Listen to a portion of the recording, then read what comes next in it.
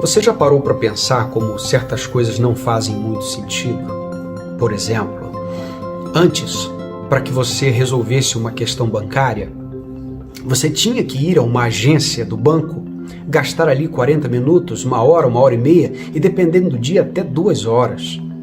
E saía dali com as questões resolvidas.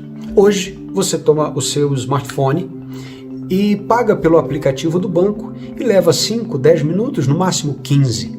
Em tese, você poupou tempo, mas a pergunta é, para onde foi esse tempo? O que você fez com o tempo que sobrou? Então você descobre que aquele instrumento que foi usado para acelerar as suas atividades e fazer com que você ganhasse tempo, que é a internet, agora ela mesma rouba o seu tempo e a sua produtividade. Então, depois que você saiu do aplicativo do banco, outras demandas da internet surgiram. Algumas importantes, mas outras, e na sua maioria, não são tão importantes assim. Por exemplo, um vídeo que chega no grupo do WhatsApp ou alguém que faz uma pergunta que pode ser respondida depois, e é claro que tem perguntas que você deixa para responder depois, exatamente pelo contrário, porque elas são muito importantes e você precisa de mais tempo para respondê-las e tal, mas na maioria das vezes o que nos rouba tempo é exatamente aquilo que é futilidade na internet. Perceba que o mesmo instrumento que nos dá velocidade nos faz também ter a condição de divagar naquilo que de fato deveria ser tão mais diligente, que é o uso do tempo. Aliás, nós estamos na geração que tem os carros mais velozes. Perceba que as gerações passadas andavam num lombo de um animal e eles por vezes demoravam dias para chegar em uma distância que não era lá tão grande assim. E hoje, com o avião, por exemplo, você chega em poucas horas. Porém, a nossa geração não sabe aproveitar esse ganho do tempo. Porque na maioria das vezes que o tempo parece sobrar, é um tempo que é preenchido com algumas questões que fazem com que você ache que o que você está fazendo é necessário, mas na verdade não é. Esta é uma das características, inclusive, do entretenimento da internet. Isso faz, a internet faz com que você se sinta muito útil, muito requisitado e, por vezes, você não está sendo lá tão útil para aquilo que você está sendo chamado. Perceba então que o uso do tempo é algo de extrema importância. Eu tenho dito que se nós perdermos saúde, na maioria das vezes nós vamos recuperar.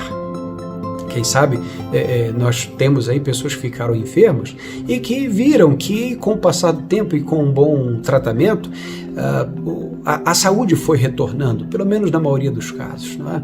Se nós perdemos dinheiro, por exemplo, nós conseguimos recuperar, talvez não tudo, aquele que foi, passa, mas uma outra quantia vem e nós sabemos lidar com isso muito bem. Mas se você perde tempo, nunca mais você recupera. Se você perde 1 hora do seu dia, 2 horas do seu dia, nunca mais aquelas horas voltarão.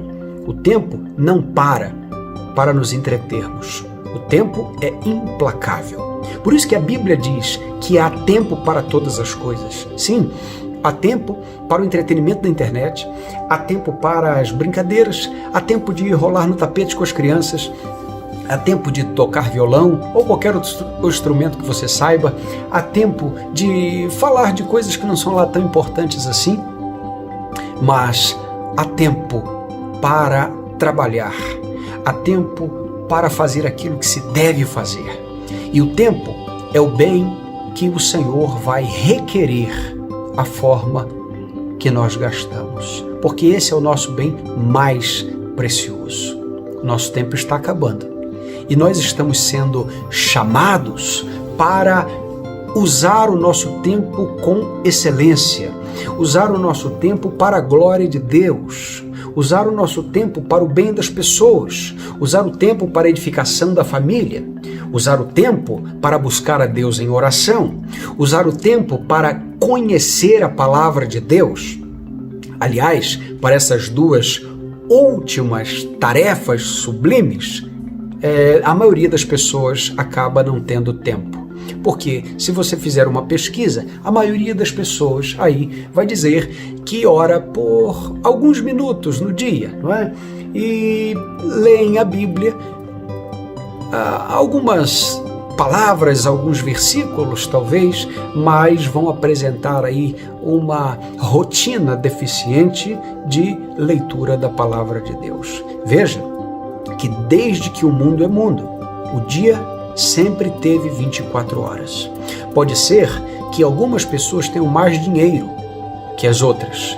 Pode ser que algumas pessoas tenham mais saúde que outras, mas todas as pessoas receberam de Deus 24 horas no seu dia.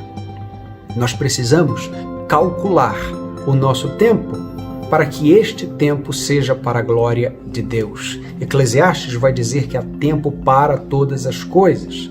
E nisto nós estamos aqui firmando esta palavra. Nós precisamos encontrar o tempo de todas as coisas. O tempo de abraçar, o tempo de afastar-se de abraçar, o tempo de trabalhar, o tempo de descansar. Aliás, uma das tarefas mais difíceis é o descanso. Por quê? Mas o descanso é uma tarefa? Sim, é uma tarefa, porque é um mandamento.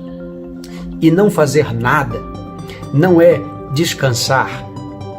O descanso não é necessariamente improdutividade, porque em tudo que você descansa, você está também com os seus, você está cuidando de pessoas, você está se recuperando para uma próxima semana, para uma próxima etapa.